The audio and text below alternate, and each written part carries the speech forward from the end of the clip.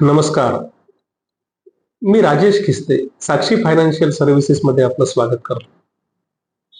गृहकर्ज घेतलेले एक ग्राहक मागच्या आठवड्यात ऑफिसला आले. बँकेत सेव्हिंग अकाउंटला बॅलन्स असताना गृहकर्जाच्या हप्त्याचा ECH बाउन्स झाला अशी त्यांची तक्रार होती. आपल्या बँकेत सेव्हिंग अकाउंटला आवश्यक तेवढी रक्कम असताना गृहकर्ज देणाऱ्या बँकेनं किंवा फायनान्स कंपनीनंच हप्त्याचा ECH बाउन्स केला आणि आता दंडाची रक्कम मागतायत अशी त्यांची तक्रार होती. पण मी म्हंटल सर असं नसतं, तुम्ही तुमच्या बँकेत विचारा नेमका प्रॉब्लेम काय झालाय. पण साहेब काही ऐकायलाच तयार नव्हते. मग साहेबांना एक उदाहरण देऊन गोष्ट सोपी करून सांगितली. समजा सुरेशनं रमेश कडून 1,00,000 रुपये हात उसने घेतले आणि ही रक्कम अशोक कडून परत घ्यायला सांगितलं. ठरलेल्या तारखेला रमेश अशोककडे आपले पैसे घ्यायला गेला तेव्हा सुरेशनं त्याच्याकडे पैसेच दिले नव्हते. मग अशोक रमेशला पैसे कसे देणार? किंवा सुरेशनं अशोक जवळ पैसे तर ठेवले पण हे पैसे रमेशला दे असं सांगितलंच नाही, तर अशोक रमेशला पैसेच देणार नाही. अशा वेळी सुरेश स्वतःची चूक मान्य करायलाच तयार नाही. उलट तोच रमेशला म्हणतो, तू ठरलेल्या दिवशी अशोक कडून पैसे का घेतले नाहीत म्हणून. असाच काहीसा प्रकार या साहेबांचा झालेला. अनेक लोक बँक अथवा फायनान्स कंपनीकडून लोन घेतात त्यावेळी रिपेमेंटसाठी ई मॅन्डेटची प्रोसेस केली की ठराविक तारखेला कर्जाचा हप्ता आपोआप कर्ज देणाऱ्या बँक अथवा फायनान्स कंपनीच्या खात्यात जमा होतो.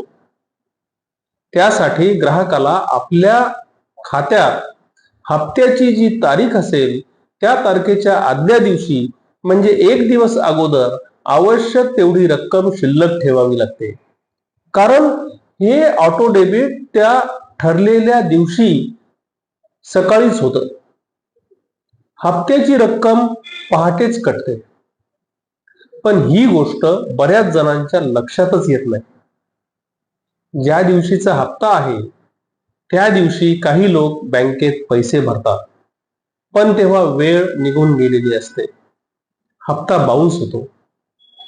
मग स्वतःची चूक राहते बाजूला आणि हे लोक कर्ज देणाऱ्या बँक अथवा फायनान्स कंपनीच्या नावाने ओरडायला लागतात.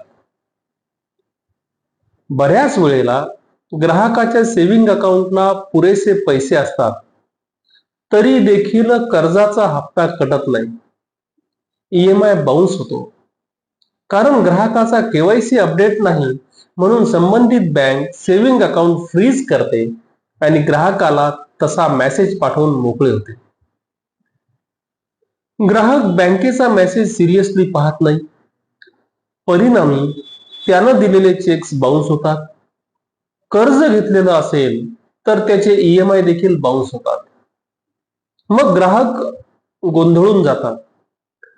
पण मग अशा वेळी आपल्या बँकेत चौकशी करण्याऐवजी कर्ज देणाऱ्या बँकेतच जाऊन तरकटी करत बसतात. लक्षात ठेवा, जी बँक अथवा फायनान्स कंपनी तुम्हाला कर्ज देते त्यांना तुमच्या परतफेडीचा हप्ता नियमित येणं अपेक्षित असतं. तुमचा हप्ता तुमच्या बँक अकाउंट मधून पास करणं किंवा बाउन्स करणं हे कर्ज देणाऱ्या बँक अथवा फायनान्स कंपनीच्या हातात नसतं.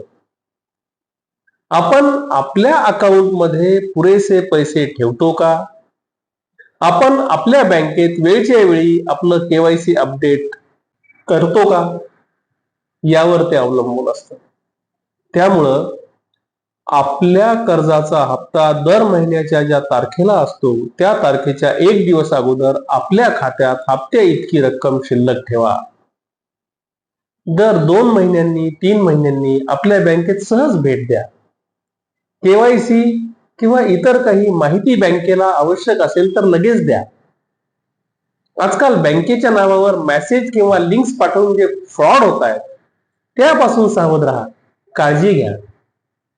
अशाच बारीक सारीक पण महत्वाच्या माहितीसाठी साक्षी फायनान्शियल सर्व्हिसेसच्या ऑफिसला भेट द्या.